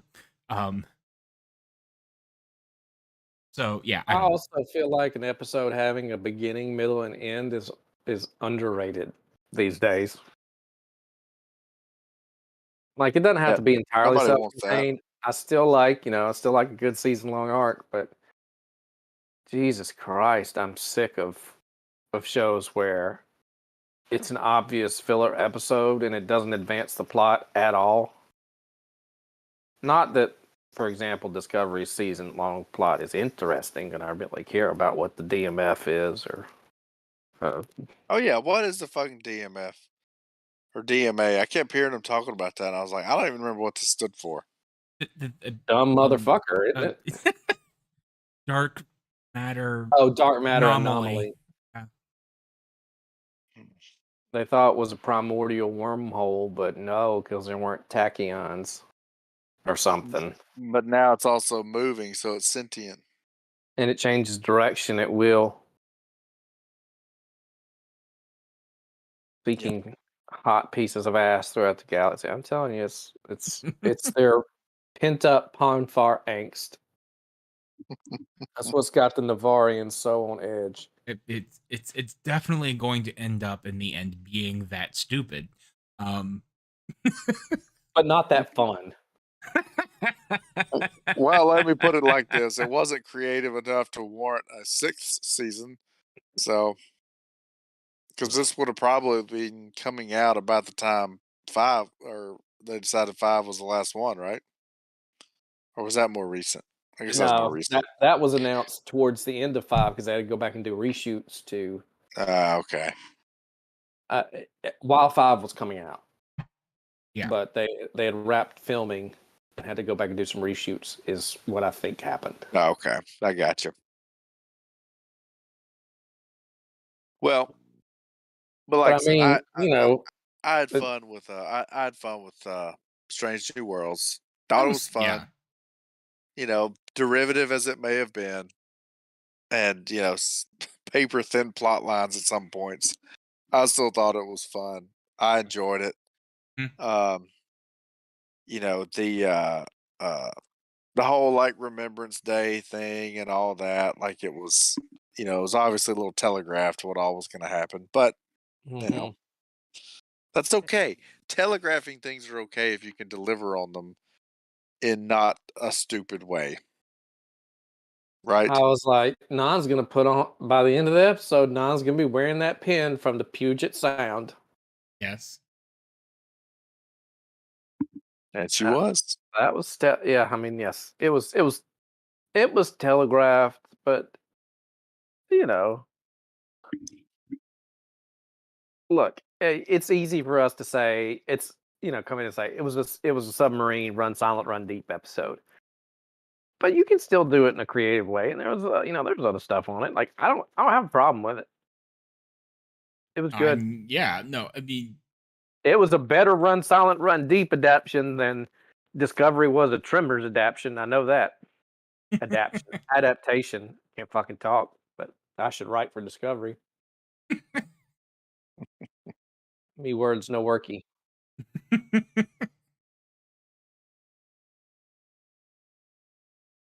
it is amusing from time to time. When they bust out Pipe being pussy. It sometimes seems to come out of nowhere. Yeah. It does kind of come out of nowhere. I forget what he said, but it was I did chuckle at it. The thing with the snake and a whatever. Oh, Yeah. what of a snake, a duck, and I don't know what. A possum. The only one that I knew played dead. Was the possum, yeah. Yeah, because I was like, I guess that's what you're going for. Because I did not know a duck played dead when it was hunted, and I'm sure some snakes don't. Because I'm pretty sure some of those things have like rattlers on them, and they do the opposite of playing dead, and I think bones there's that like make them appear very much larger. one snake that rolls over on his belly. Right, it's like a hog snake or something. Hog nose. I was gonna say a hog nose or something, but yeah, well. Look, again, let's not poke holes in it. This was by far the best one that got delivered this week. I don't know. The only thing I was kind of disappointed in was that we didn't get to see any Gorn. I would like to have seen what a Gorn looks like in 2023 instead of Yeah, 1963. I want to see it on on Strange New Worlds because if it was on Discovery, it would be fucking stupid. It would be like a Velociraptor but wearing like Templar armor and having 3 dicks or something. Yeah, no, we I can trust rest Strange assured New Worlds a little more. it will look a lot like the Gorn did, only less cheesy and less like somebody put on a Halloween helmet. Well, I see. Ward and I were actually talking about this. I'm trying to remember because there was a Gorn episode in Enterprise, but it was one of those where it was like, the beast that's the survival horror type thing where there's a beast loose and it keeps picking off crew members. And I don't remember if you ever actually saw it. Um, I will say I did a little bit more looking, and it is I was correct when we were talking previously. The original series episode Arena is the canonical first contact between the Federation and the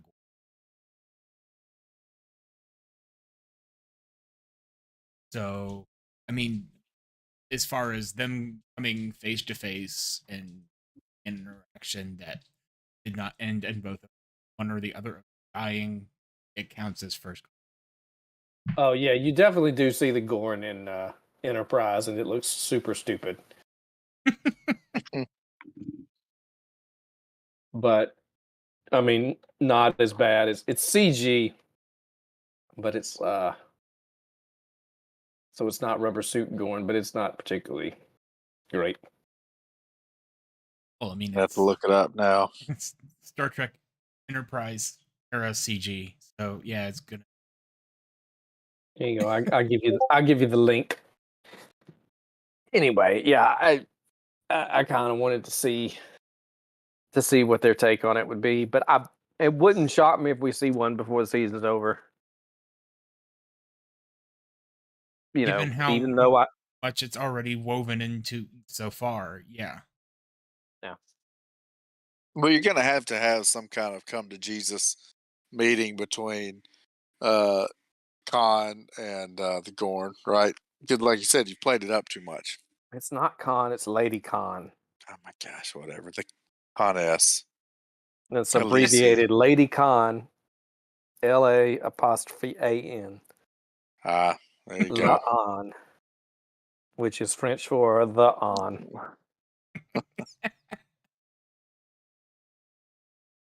That's a mouthful when number one was like Lieutenant Noonien Singh.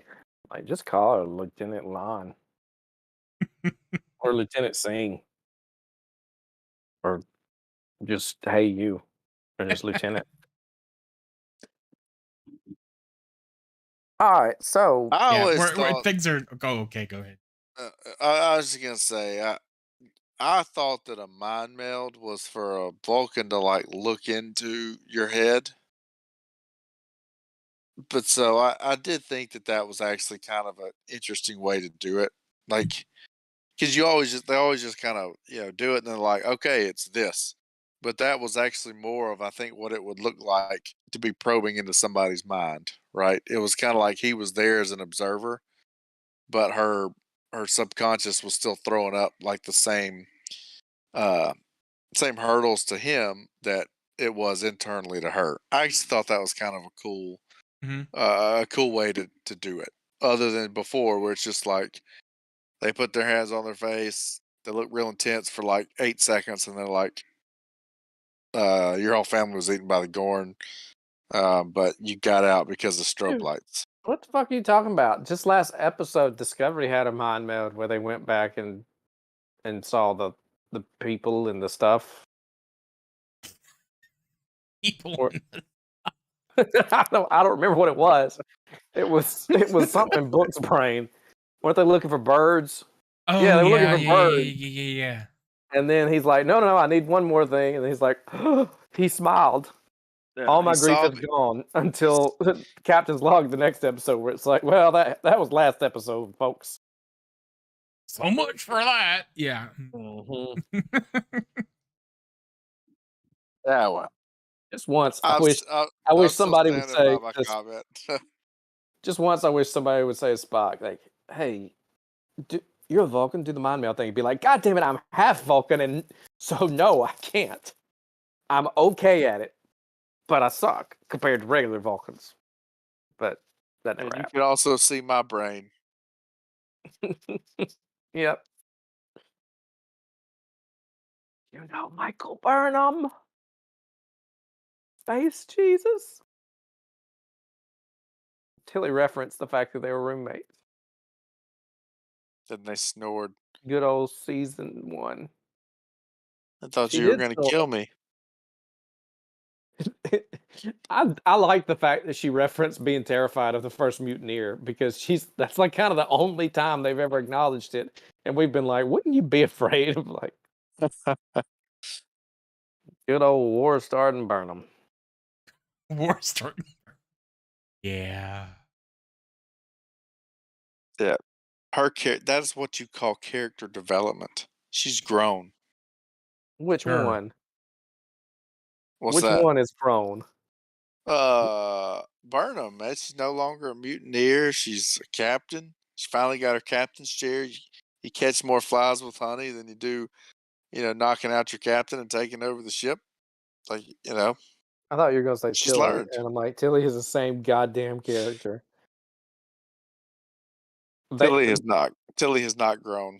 what's frustrating is she kind of was growing. Like, I didn't like her being first officer, but she was. They were kind of like making her a little bit more of a serious character, a little bit, you know, whatever the opposite is of smoothing the rough edges, because she didn't have rough edges. She was just a fucking blob of shit. They were putting edges on her, and now they're like, no, no, we like her as a blob of shit, and she's going to teach other people to be blobs of shit, like these Gamorreans and Sorian. Okay, I feel like we're I, circling now. Yeah, yeah. No, I was just gonna say, like, what a dick move by Kevorkian being like, "Hey, by the way, one of the dudes on your crew was the son of like Le Resistance on Fils, and another one like really hates him because his whole family was basically like starved to death by the syndicate or whatever it was, and then this other bitch, she's just kind of annoying. Like, what happened to crew reports? This wasn't a camping trip. No, basically what it was. Basically what it's supposed to be.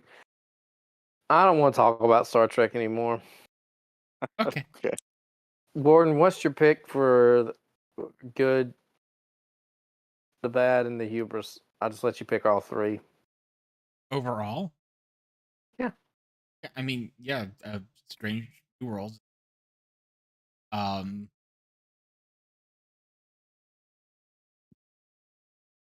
This is a tricky I one. don't. Yeah, I'm actually thinking about this. I'm gonna say Picard is the bad because it was just plain bad. Not necessarily, the worst it's been, but still bad. And then yeah, I'm gonna call Discovery the hubris this time, but just because of how many times they are going to the same wells and expecting us to find it interesting. That's fair, Willie. I'm gonna agree with Warden. Definitely the good was Strange New Worlds. Picard was just bad, and then the hubris is once again Discovery because it's like they think we're so dense that we're not just gonna question any of this. That nobody's gonna get tired of Michael Burnham of the Michael Burnham show or the All right. Sylvia Tilly hour. I'm going to disagree with you guys just because I cannot not give that episode of Discovery the bad, because it was bad. I thought it was bad for a Discovery episode, and that's saying a lot. Picard, the hubris there is that it is thinking you can make entire episodes where the meat of the episode is just seeing how many callbacks and Easter eggs you can make. I feel Fair. like that's largely what that episode was. And Strange New Worlds was good. Pretty good episode.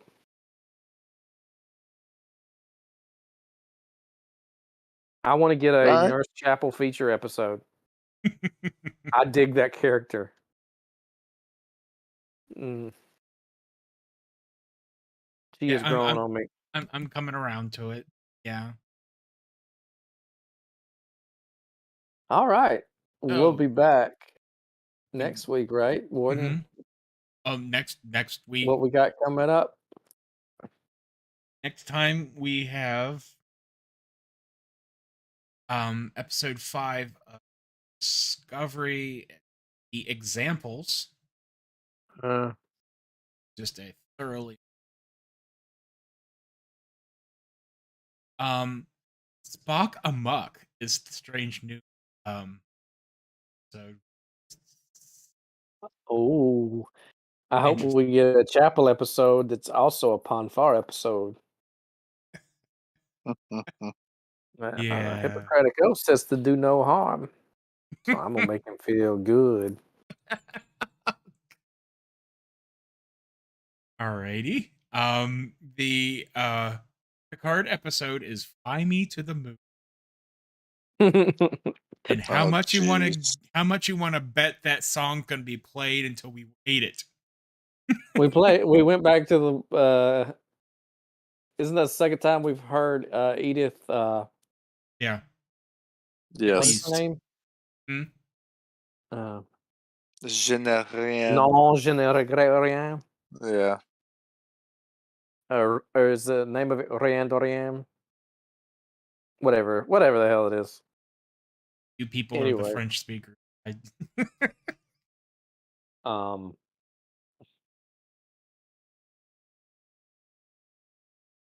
is the Watcher going to be the actual Watcher from the comics, from Marvel Comics, that lives on the moon, on the blue side of the moon, or whatever the hell it's called? Just forget what I'm saying. Okay. Done.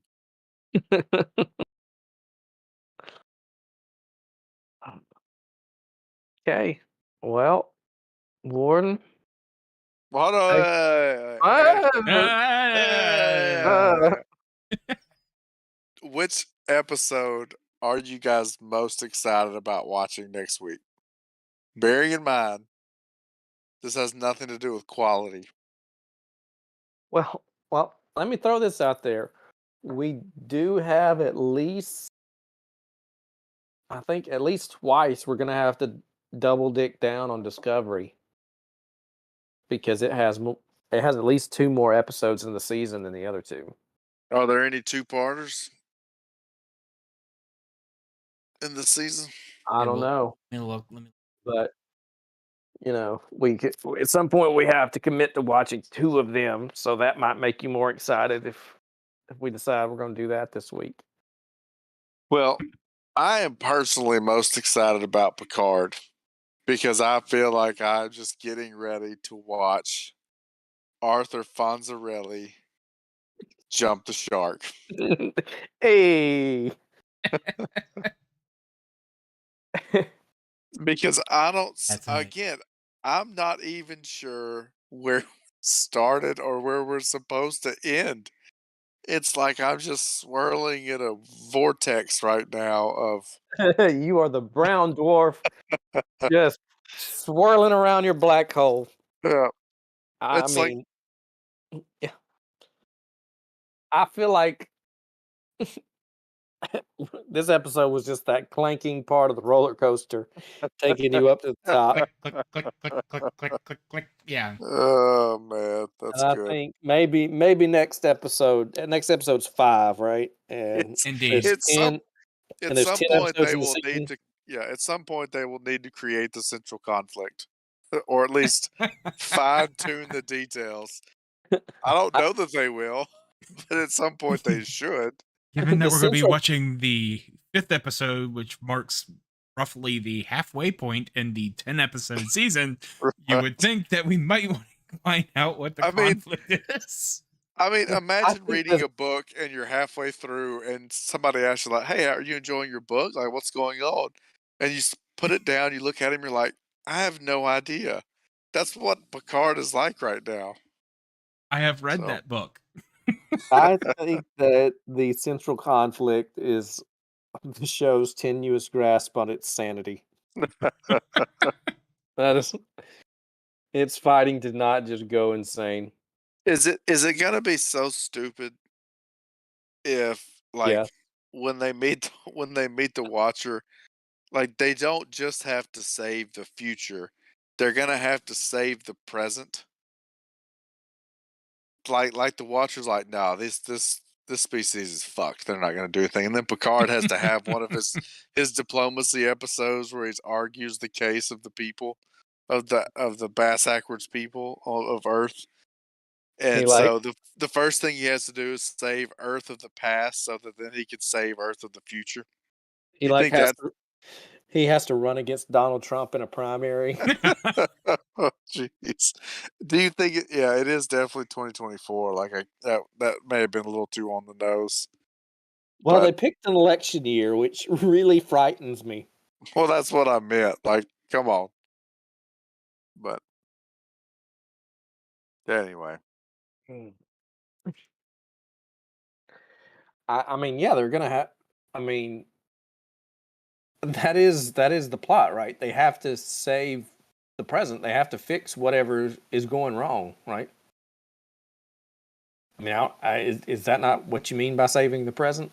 well, they have to stop whatever happens from happening, is what it is, right? But my point was, what if what is happening is like there's another Q trial with him on the floaty chair about Earth of the 21st century, right?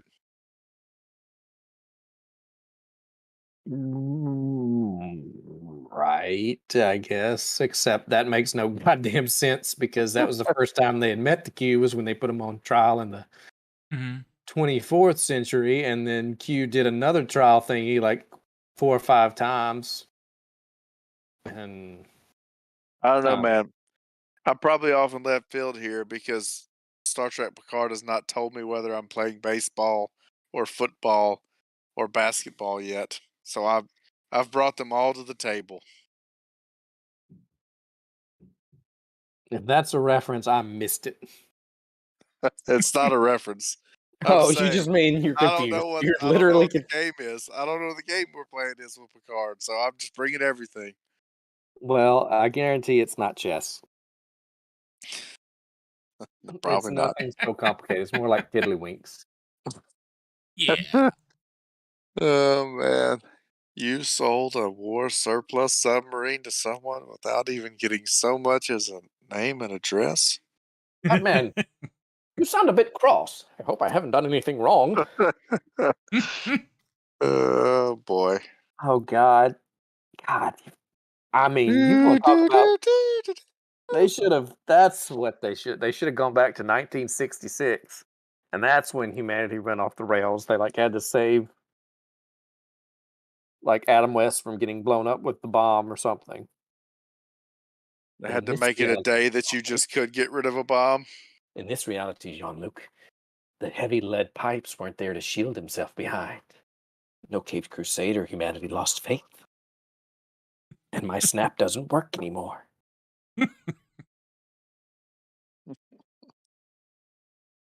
Oh boy. This was a shitty episode of sheer fucking hubris too. We just been all over the map. This. We? Yes. I mean, in Are you speaking fairness, French? Oui, oui. With your British accent. there wasn't at least with 2 of these episodes, a lot to hold things together. Yeah. Ah, well. I will concede your point. I'm so excited. That's all All I can right. say. Warden, wrap us up. All right. Well, this has been sheer fucking hubris. This is Biblio Ward, Joe Bob, and Mr. Willie signing